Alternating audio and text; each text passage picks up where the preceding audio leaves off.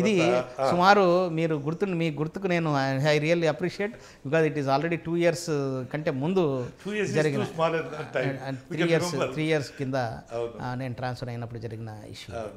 తర్వాత people say that you are the blue eyed boy of chief minister Jaganmohan Reddy garu. No comments అండి. నేను కాదు అక్కడితో ఆగలేదు. మీకు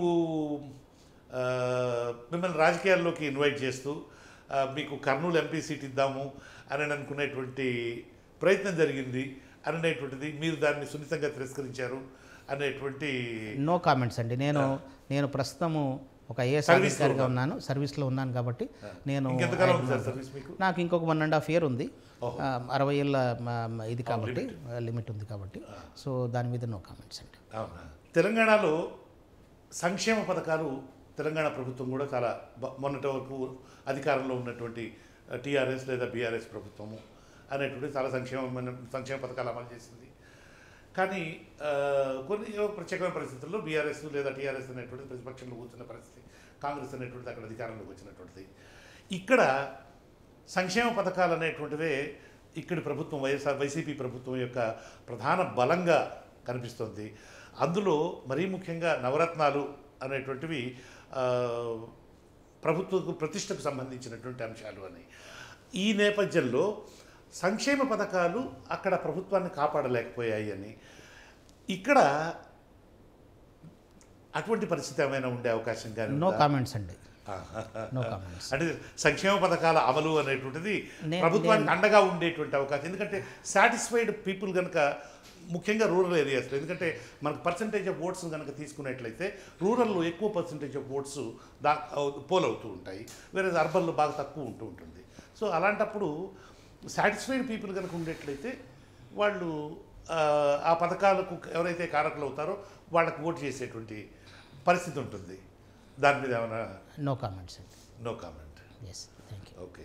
ఇంతియాజ్ గారు, మీకు కోవిడ్ సమయంలో మీరు చేసినటువంటి సేవలకు గాను మీరు కేంద్ర ప్రభుత్వం నుంచి అవార్డు తీసుకున్నారు కదా, దానికి సంబంధించి వివరాలు చెప్పండి. కేంద్ర ప్రభుత్వం నుంచి అవార్డు తీసుకోలేదు కానీ వివిధ సంస్థలు ఎన్జిఓస్ ఇచ్చారు, స్వచ్ఛంద సంస్థలు. కోవిడ్ వారియర్గా మనకు అవార్డు మనకు ఇవ్వడం జరిగింది ఒక సంస్థ, విశ్వగురు ఇంటర్నేషనల్ అని చెప్పేసి. దాంతోపాటు మనకు కేంద్ర ప్రభుత్వం నుంచి ఆ టైంలో కొన్ని యాక్టివిటీస్ కోవిడ్ ఉన్నా కూడా మనకు కొన్ని యాక్టివిటీస్ చేసామని బెస్ట్ మెరైన్ డిస్ట్రిక్ట్గా మనకు అంటే ఎక్కువగా మనకు ఈ ఆక్వా కల్చర్ని అప్పుడు ఇది చేసి ప్రాన్స్ని ఇది చేయడం అనే దీంట్లో మనకు ప్రాసెసింగ్ ఆ యాక్టివిటీని. సో ఫిష్ ఎందుకంటే మనకు కృష్ణా డిస్టిక్లో అప్పుడు ఇవన్నీ కూడా ఉండేవి మనకు చాలా. ఇప్పుడు ఏలూరుకు వెళ్ళిపోయిన మనకు కలిదిండి కానివ్వండి, మనకు ఈ కైకలూరు, మందవల్లి ఈ ఏరియాస్ కూడా ఉండేవి, పామర్రు, ఇక్కడంతా ఈ యాక్టివిటీ మనకు ఉండేది మెరైన్. సో ఈ బెస్ట్ మెరైన్ డిస్ట్రిక్ట్ అనే అప్పుడు అవార్డు రావడం జరిగింది. సో తర్వాత మీరు మంచి రచయితని, అనేకమైన పుస్తకాలు చదవడంతో పాటు పుస్తక రచన అనేటువంటిది కూడా మీకు అలవాటుగా ఉందని, తర్వాత మీరు కవితలు కూడా రాస్తారనేటువంటిది మీ మిత్రులు చెప్పేటువంటి అంశం. దానికి సంబంధించి మీరు ఏదైనా దాన్ని చెప్తూ మీరు దానికి సంబంధించి ఏదైనా మీరు రాసినటువంటి చక్కని కవిత ఏదైనా ఉండేట్లయితే, ముఖ్యంగా మీ ఉద్యోగ ధర్మంలో భాగంగా దాని గురించి చెప్పండి. నేను అకాడమిక్ పుస్తకాలు రాశాను. ఇంతకుముందు ఐఏఎస్ ఆఫీసర్గా మనకు కాకముందు నేను ట్యాక్స్ డిపార్ట్మెంట్లో పనిచేసినప్పుడు VAT department, commercial tax department, tax మీద అప్పుడు బుక్స్ రాయడం జరిగింది.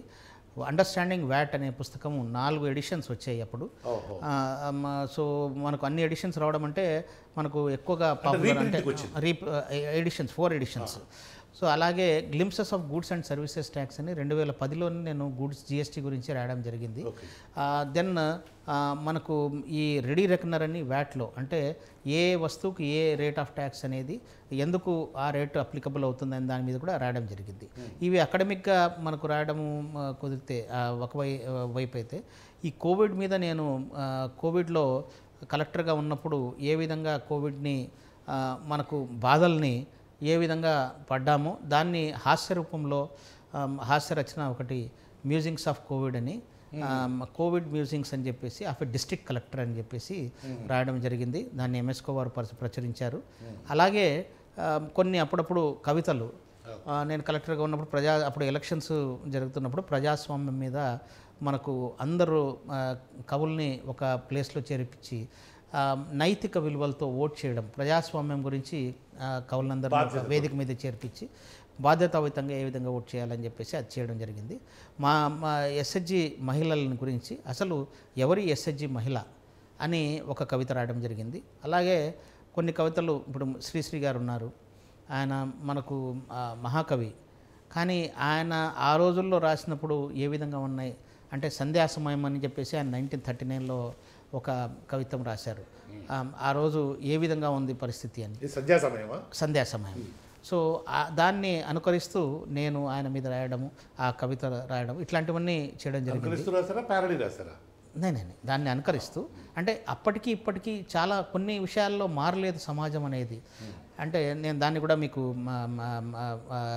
చెప్పడం జరుగుతుంది. ముందుగా మనకు ఎవరి ఎస్హెచ్జి మహిళ అనేది కవిత మనకు అంతర్జాతీయ మహిళా దినోత్సవం రోజు మా మహిళలను ఉద్దేశించి రాయడం జరిగింది.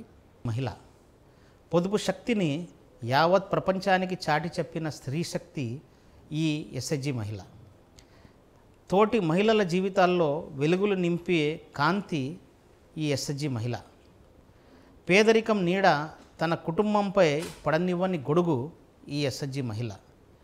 సర్పు సహకారం బ్యాంక్ రుణం పొంది ఆదాయ వనరులను సృష్టించే యంత్రం ఈ ఎస్హెచ్జి మహిళ. సంఘ నీతితో సామాజిక రీతిని సరిచేయగల సంఘటిత వనిత ఈ ఎస్హెచ్జి మహిళ.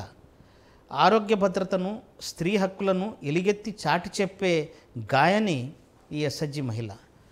ప్రేమానురాగాలు, కుటుంబ విలువలు తెలిసిన ప్రేమమూర్తి ఈ ఎస్హెచ్జి మహిళ. సర్పు సంస్థతో చేయి కలిపి పేదరిక నిర్మూలన కోసం కంకణం కట్టుకున్న ఝాన్సీ లక్ష్మి ఈ ఎస్హెచ్జి మహిళ. సో ఈ కవితలో మనకు పొదుపు శక్తితో పాటు ఏ విధంగా వేరే సమాజానికి ఉపయోగపడుతున్నారు, ఏ విధంగా బ్యాంక్ రుణం పొంది ఆదాయ వనరులను సృష్టిస్తున్నారు, ఏ విధంగా సంఘ నీతితో ముందుకెళ్తున్నారు, ఆరోగ్య భద్రత, స్త్రీ హక్కులు, వీటన్నిటినీ మనకు కలిపి పేదరిక నిర్మూలనకు మనకు పాటుపడుతున్న మహిళ ఎస్హెచ్జి మహిళ అని చెప్పి చెప్పడం జరిగింది.